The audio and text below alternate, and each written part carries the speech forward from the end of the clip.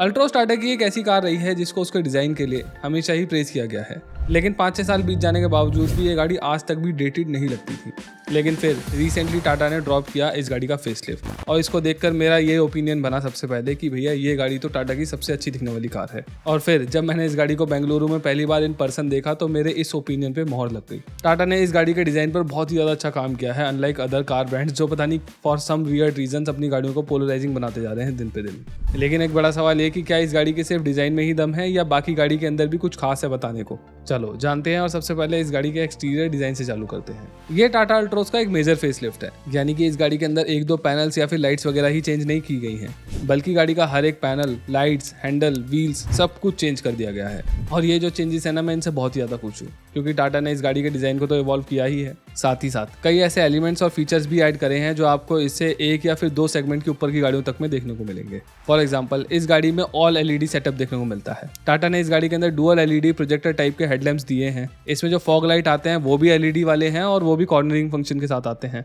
इसके जो डीआरएल्स हैं उनके अंदर आपको इंटीग्रेटेड इंडिकेटर्स देखने को मिलेंगे जो कि बहुत ही ज़्यादा अच्छे दिखते हैं। साथ ही साथ जो इस गाड़ी का टेल लाइट का क्लस्टर है वो भी पूरा का पूरा एलईडी बेस्ड है with the LED strip running across the width of the car. And जो इस गाड़ी में रियर इंडिकेटर दिए गए हैं ना, वो भी एलईडी वाले ही हैं। ये जो फुल एलईडी लाइट का सेटअप है ना, ये आपको इस सेगमेंट के अंदर बहुत ही रेयरली देखने को मिलेगा। ब्रांड्स कहीं ना कहीं तो हेलोजन डाल ही देते हैं इस सेगमेंट में या फिर सी सेगमेंट के अंदर भी, पर इस गाड़ी के अंदर हमें वो देखने को नहीं मिलता, वो भी तब जब ये गाड़ी 7 से लेकर 11.5 लाख रुपए के एक्स शोरूम प्राइस के ब्रैकेट में फॉल करती है। तो ये जो ओवरऑल एलईडी लाइट वाला सेटअप है ना, ये इस गाड़ी के अंदर बहुत ही ज़्यादा प्रीमियम लुक्स को ऐड कर देता है। लेकिन मैं इसकी डुअल एलईडी प्रोजेक्टर वाली हेडलाइट से थोड़ा ज़्यादा खुश हूँ क्योंकि ये इस सेगमेंट में आपको किसी भी और गाड़ी के अंदर देखने को नहीं मिलेगी। इवन सी सेगमेंट के अंदर भी अगर मैं बात करूँ तो एलिवेट के अलावा इस टाइप की लाइट्स आपको किसी और कार में देखने को नहीं मिलती है। और वो गाड़ी भी प्रीमियम फील इसीलिए देती है क्योंकि उसके अंदर ये वाली लाइट्स लगी हुई है। एलईडी लाइट्स के अलावा इस गाड़ी के अंदर जो फ्लश डोर हैंडल्स दिए गए हैं ना, वो भी इस गाड़ी से ऊपर के सेगमेंट की गाड़ियों में ही देखने को मिलते हैं। एंड एक्चुअली एक सेगमेंट के ऊपर की गाड़ियों में नहीं बल्कि 2 सेगमेंट ऊपर की गाड़ियों में आपको ये देखने को मिलते हैं क्योंकि इस तरीके के हैंडल्स आपको ज़्यादातर मिड साइज एसयूवीज में ही देखने को मिलते हैं। लेकिन एक अच्छी बात यह है कि टाटा ने 2 सेगमेंट ऊपर की गाड़ियों का फीचर इस गाड़ी के अंदर डाल के सिर्फ नाम नहीं किया है, बल्कि ये जो हैंडल है ना, इसकी क्वालिटी काफ़ी ज़्यादा अच्छी है। इसका डोर हैंडल काफ़ी ज़्यादा मजबूत फील होता है और जो मैकेनिज्म है इसका वो भी रोबस्ट ही फील हुआ मुझे तो। और ये जो इसमें एलईडी लाइट दी गई है रात में हैंडल को ढूंढने के लिए, ये जनरली आपको किसी भी फ्लश डोर में देखने को नहीं मिलती है। एटलीस्ट मास मार्केट गाड़ियों के अंदर तो रेयरली ही आपको देखने को मिलेगी, तो ये भी एक प्लस पॉइंट है इसमें। इसके अलावा पहले जो अल्ट्रोज में इंडिकेटर्स फ्रंट क्वार्टर पैनल में मिलते थे, अब वो भी ORVMs के अंदर दे दिए गए हैं जो कि अगेन इसके अच्छे लुक्स में ऐड करते हैं। और हाँ, ध्यान से देखोगे तो आपको इसके ORVM में 360 डिग्री कैमरा भी देखने को मिलेगा। इसके अलावा अगर मैं इसके व्हील्स की बात करूँ तो पहले स्टांस में ना मुझे व्हील्स उतने ज़्यादा कोई खास पसंद आए नहीं थे, लेकिन जैसे मैंने इसको सुबह ड्राइव करा, मतलब लगभग 200 किलोमीटर के आसपास मैंने इस गाड़ी को ड्राइव करा होगा, तो आई रियलाइज़ कि ये जो व्हील्स है ना, ये मुझ में ग्रो हो रहे हैं, मेरे को धीरे धीरे बहुत ज़्यादा पसंद आने लगे। और उसका एक रीज़न है, और रीज़न ये है कि टाटा ने ना इस गाड़ी को बहुत ज़्यादा स्लीक और एरोडायनामिक बनाया है। इसके अंदर जो हैंडल्स हैं उनको भी फ्लश वाला दिया है, अंदर दबे हुए हैं, इंटीग्रेटेड इंडिकेटर्स दे दिए हैं, है ना। और इसका जो ओवरऑल डिज़ाइन है ना, वो भी बहुत ज़्यादा अनक्लटर्ड रखा गया है। इसीलिए इस डिज़ाइन के साथ ये जो EV स्टाइल वाले अलॉय व्हील्स है ना, ये काफ़ी ज़्यादा अच्छे लग रहे हैं। और ये व्हील्स हैं भी 16 इंच के, तो ये और भी ज़्यादा बढ़िया लगते हैं इस गाड़ी पे। अच्छा, मैंने इस गाड़ी को लेकर ना एक चीज़ नोटिस करी है, मैं वो भी शेयर करता हूँ आपके साथ। Somehow the philosophy of design change feels like it is inspired from some more premium brand like Range Rover। जैसे पहले रेंज रोवर के अंदर आपको ओल्ड स्कूल हैंडल्स दिखा करते थे, है ना। पहले उस गाड़ी का डिज़ाइन भी काफ़ी एजी सा था, काफ़ी सारी शार्प लाइन्स थी उसके अंदर। लेकिन अब इस गाड़ी को बहुत ज़्यादा स्लीक लुक दे दिया गया है, सब कुछ स्मूदन आउट कर दिया गया है, थोड़े थोड़े कर्व ऐड कर दिए गए हैं और हैंडल्स वगैरह भी फ्लश कर दिए गए हैं। मतलब EVs के आने से पहले रेंज रोवर थोड़ा सा EV की तरफ जाने लगी थी। I am definitely not comparing it with 2.5 crore की गाड़ी, बट जो मिनिमलिस्टिक और स्मूथ डिज़ाइन की फिलॉसफी या फिर अप्रोच है ना, मेरे को कहीं ना कहीं पर्सनली रेंज रोवर से थोड़ी सी इंस्पायर्ड लगती है। अब कहीं से भी इंस्पायर्ड हो भाई, गाड़ी लगती बड़ी अच्छी है। खासकर इस पोलराइजिंग कार्स के ज़माने में टाटा उन रेयर ब्रांड्स में से है जो इतनी सुंदर गाड़ियाँ बना रहा है आज की डेट। चलो अब इस गाड़ी के अंदर बैठ के इसके अंदर का स्पेस देखते हैं और इस गाड़ी के अंदर का माहौल भी चेकआउट कर लेते हैं। तो अगर मैं सबसे पहले रेयर सीट की बात करूं तो इस गाड़ी में ना एक हमें इम्प्रूवमेंट देखने को मिलता है रेयर सीट में।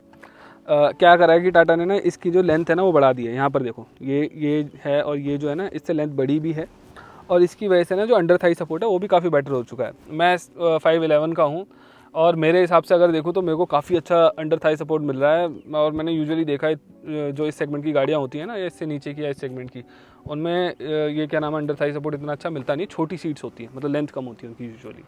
इसके बाद अगर मैं बात करूं इसके लेग रूम की, तो वो भी काफ़ी अच्छा मिल रहा है। ये जो सीट है आगे वाली, ये मेरी हाइट के हिसाब से एडजस्टेड है और उसके बावजूद भी आप देख पा रहे हो कि मेरे को काफ़ी अच्छा लेग रूम मिल रहा है। और तीसरी चीज़ जो मुझे सबसे बड़ा हाईलाइट लगा इस गाड़ी का वो है सेंटर टनल। इस गाड़ी में जो सेंटर टनल है वो नॉन एग्जिस्टेंट है, जिसकी वजह से जब आप इसमें बीच में बैठते हैं तो आप देख सकते हैं यहाँ पर आप आराम से पैर रख पा रहे हैं। ऑब्वियसली मैं थोड़ा ज़्यादा लंबा हूँ तो मेरे को अंडर थाई सपोर्ट तो नहीं मिल रहा, लेकिन अगर मैं किसी और कार में बैठा होता तो मेरे पैर यहाँ कहीं होते और जिसकी वजह से मेरे को पेट में भी दर्द हो जाता।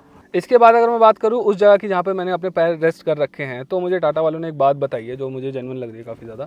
उन्होंने बताया था कि इस क्या नाम है पॉइंट पर और इस पॉइंट पर, मतलब जहाँ पर आगे की सीट कनेक्टेड होती है उनके बीच में काफ़ी ज़्यादा अच्छा डिस्टेंस है, तो यहाँ पर आप ना अपने पैर खोल कर रख सकते हैं, तो ये भी एक कंफर्ट में ऐड करेगा आपके। ये एक अच्छी चीज़ लगी मुझे।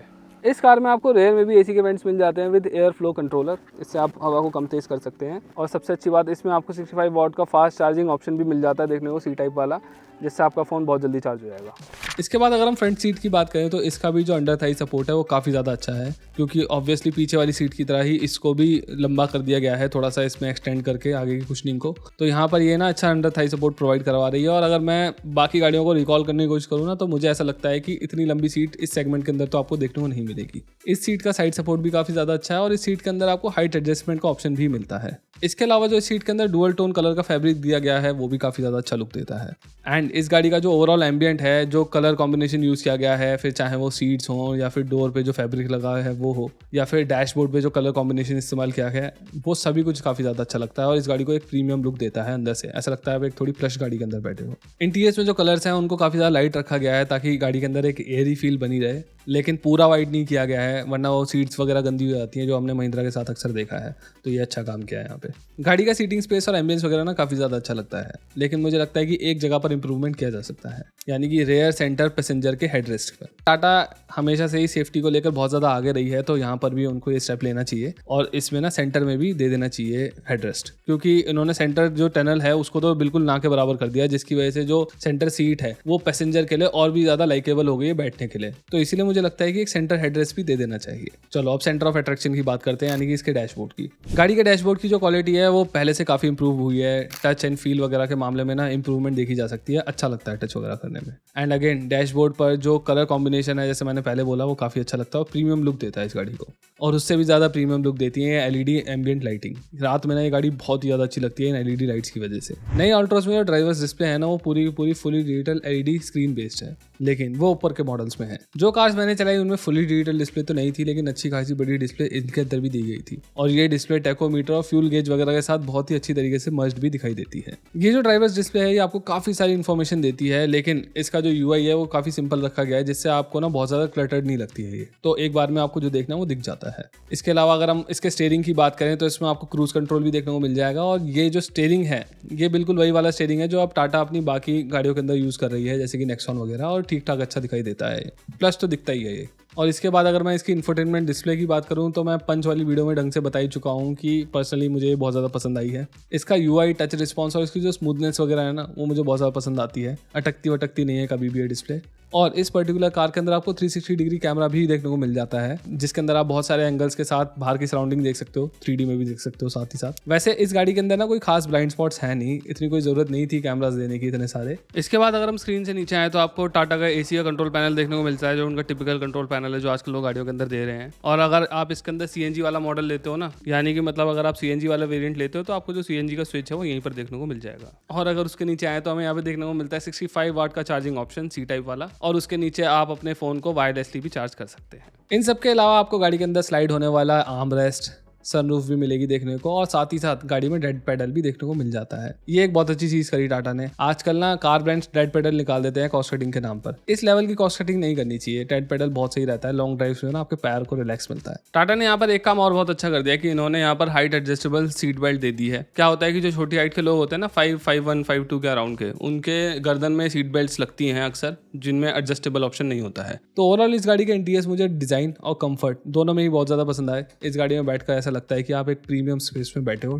That's for sure. इसके बाद अगर हम बात करें इस गाड़ी के बूट की तो डेफिनेटली वो भी बहुत ज़्यादा बड़ा है। 345 लीटर का बूट है, मेरे ख्याल में ये सेगमेंट में सबसे बड़े बूट्स में से एक है। लेकिन मैं इससे भी ज़्यादा इंप्रेस्ड हुआ हूँ इससे थोड़े छोटे बूट से, यानी कि सीएनजी वाले बूट से। आप देख पा रहे होगे कि हम यहाँ पर कितना सारा सामान रख पाए हैं, अपने लगेज, कैमरा बैग और बाकी इक्विपमेंट वगैरह रख दिए हैं और आराम से मैनेज भी हो गए हैं। एंड एक्चुअली ये चीज़ आप ना किसी भी सिंगल सिलेंडर वाली गाड़ी में बिल्कुल भी नहीं कर सकते। उस गाड़ी के अंदर आपको सिलेंडर के अलावा कुछ भी रखने की जगह नहीं मिलती है। और अगर ध्यान से सोचा है ना तो इंडिया के अंदर लोग बहुत ज़्यादा सामान लेके नहीं चलते हैं अपनी गाड़ियों के लगेज में। जितना लेके चलते हैं उतना तो इस CNG वाली गाड़ी के अंदर आराम से आ रहा है, और इसीलिए मेरे हिसाब से ये गाड़ी बहुत सारे लोगों के लिए प्रैक्टिकल साबित हो सकती है CNG होने के बावजूद भी। वैसे अब CNG की बात चली है तो हम इसके CNG वाले इंजन की बात भी कर लेते हैं। नहीं, चलो पहले डीजल वाले इंजन की बात करते हैं यार। वो इंजन ना अलग ही क्रेजी इंजन है, उसकी बात करते हैं पहले।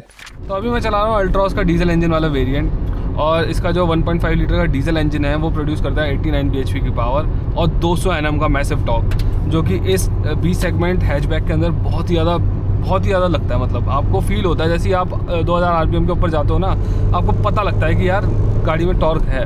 और ये ट्रिपल डिजिट इतनी जल्दी कर लेती है ना, आपको कभी अभी मैं चला रहा हूँ तो मुझे पता भी नहीं था कि मैं 100 क्रॉस कर चुका हूँ। इवन तो ये यहाँ पे स्पीड लिमिट इतनी है नहीं, तो हम वापस नीचे आ गए हैं, लेकिन बहुत जल्दी ये क्रॉस कर जाती है अनइंटेंशनली, आपको पता भी नहीं चलेगा कितनी जल्दी आप क्रॉस करते हो। तो इसीलिए ना ये गाड़ी, और क्योंकि इसका जो टर्बो है वो 2000 RPM के बाद पूरी तरीके से स्पूल अप हो जाता है ऑलमोस्ट, तो आपको 2000 RPM से ही ना बहुत ज़्यादा टॉर्क मिलने लगता है। तो इसीलिए ये गाड़ी आपको सिटी के अंदर, पहाड़ों पर जहाँ पर आपको चढ़ाई चढ़नी है, और हाईवेज़ पर, ऑलमोस्ट हर जगह पर ना आपको बहुत ही ज़्यादा अच्छा टॉर्क का सर्च देगी और आपको बहुत ज़्यादा अच्छी इसकी पावर लगेगी। आपको कभी भी किसी भी गाड़ी को ओवरटेक करने में किसी भी तरीके की मुश्किल नहीं होगी, आप बस ब्रीज में ओवरटेक करोगे।